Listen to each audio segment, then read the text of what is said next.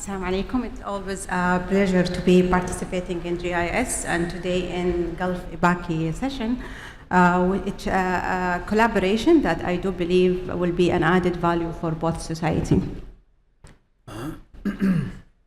So I will start with my objectives to describe the patient and lesion procedural characteristic that classify PCI as high risk, outline a comprehensive pre-procedure evaluation, preparation, and MTD discussion, evaluate the need of MCS support, use of intravascular imaging for a lesion preparation, stent optimization, and post-procedural care. So what makes PCI a high risk? There are three categories that we collected together to address if this PCI is high risk or not. There is a clinical risk factors like low ejection fraction, heart failure, advanced age, and virility. Other comorbidity like COPD, diabetes, and chronic kidney disease, and hemodynamic state, if patient in cardiogenic shock or the patient has concomitant valvular disease. And also the anatomical complexity of the coronary lesion, and protected left main, 3VD with calcification, and the coexistence of CTO lesions. So why this matter? So the rising prevalence of elderly, frail, and multimorbid patient, surgically ineligibility increasing, so PCI become the only revascularization option. So these things demand a more structured and physiological imaging-driven strategy. So what is happening during the high-risk PCI? So ischemic load and the hemodynamic collapse from the large ischemic territories like left main and LAD will cause a rapid fall in ejection fraction during balloon inflation. And the presence of microvascular dysfunction predisposed to no reflow during PCI. High LVEDP and low contractile reserve and profound hypotension during lesion preparation. And as we all know that the more complex is the coronary anatomy, the more the time that we need during lesion and vessel preparation. And the coronary complexity, like calcified plaque, CTO with long ischemic zone, and the presence of collateral compromise. Tortuosity and diffuse disease makes device-related complication more evident. So I would like to highlight the importance of multidisciplinary and shared decision approach. First, the family should be, and patient should be aware, and we should have an informed consent explaining the type of procedure we are doing, and of course the multidisciplinary team with the primary physician, interventionist, surgical team, and as well as multimodality imaging specialist.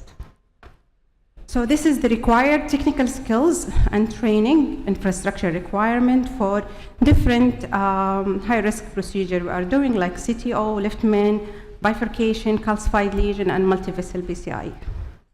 So this is one of the cases, 60 years old male patient. He's known case of diabetes, hypertension, admitted in other hospital as a case of non-STEMI. He has ejection fraction of 20% with moderate mitral regurg.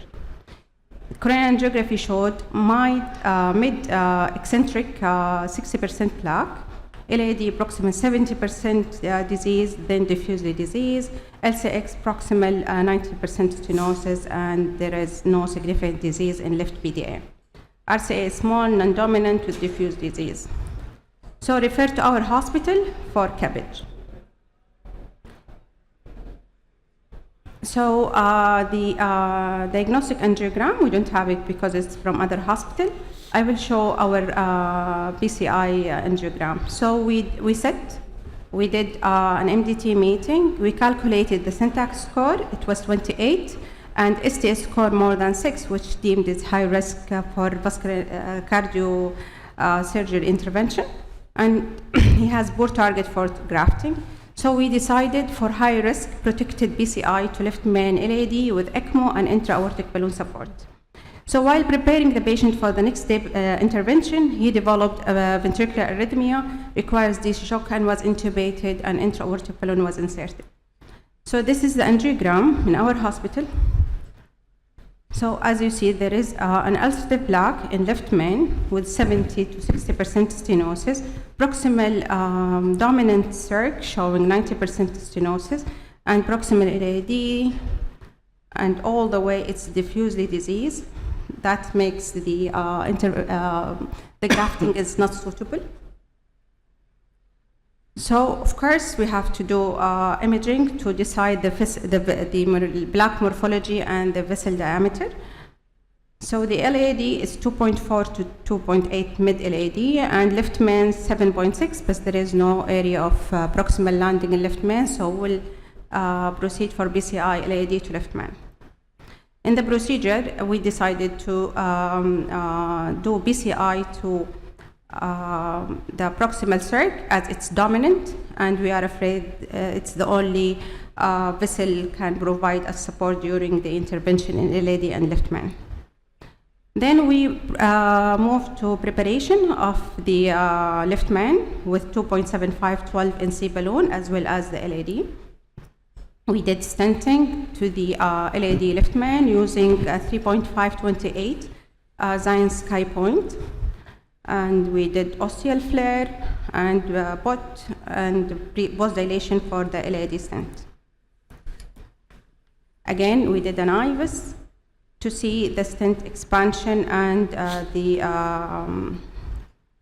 if there is any malapposition.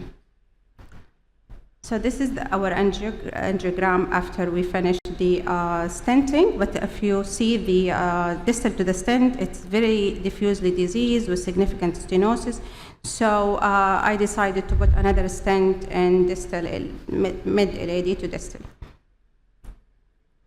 Again, because we already reviewed the IVUS, it was under expanded stent in the proximal left main, so we did put again. And this was our imaging after optimization. So as you notice, in distal edge, there is a clear dissection. Those dissection, after we reviewed the IVUS, the vessel is extremely diffusely diseased. So in those cases, I don't add more stent. So I decided just to do a balloon inflation, prolonged balloon inflation for a while. So this was our final result. Unfortunately, I don't have the IVUS as we have system upgrade in our cath lab. So IVUS left main was 8 and LAD stent MSA was 6.3. So his hospital course, patient was shifted to CSICU, maintaining blood pressure on ECMO support, flow is 3.4, and he is in fully augmented intra-aortic balloon pump, and with fair peripheral pulsation. In day 2, a patient was not able to tolerating weaning of BiPAP. So and there is no evidence of ischemia, so this is likely the pump failure sequelae. We maintained him on ECMO for 3 days, and I would like to highlight the ECMO weaning criteria if you have the patient on low inotropic support, and they have for 24 hours, and you have patient on FI2 less than 40, with a beep less than 10, and or extubated, and signs of good perfusion, lactate less than 2, and urine output more than 30 ml per hour. So we removed the intra-aortic balloon there, and then day 5 we removed the ECMO. We kept him in middle infusion for a couple of days and discharged after 2 weeks of hospital admission.